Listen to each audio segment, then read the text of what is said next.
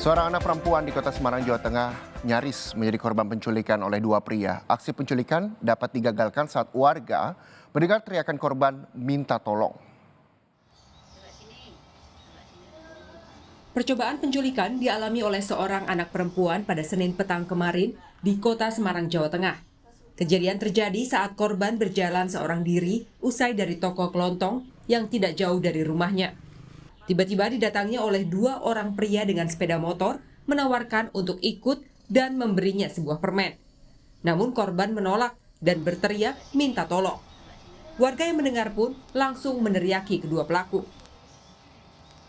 Kalau ada cowok maksudnya berhenti, ada orang dua berhenti naik motor, bertanya.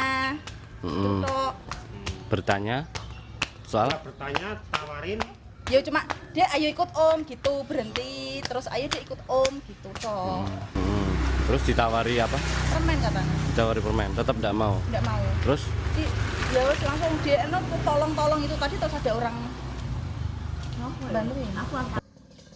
Sementara itu pihak kepolisian setempat telah menerima adanya laporan dugaan percobaan penculikan dari warga dan sedang mengusut kasus ini dengan mencari seluruh rekaman kamera pemantau di sekitar lokasi kejadian. Si anak ini akan belanja ke warung, kemudian didatangi oleh dua pemuda tidak dikenal menggunakan kendaraan NMAX warna hitam, kemudian ditawari permen dan diajak, kemudian ditarik tangannya dan adik ini tidak mau, kemudian berteriak minta tolong.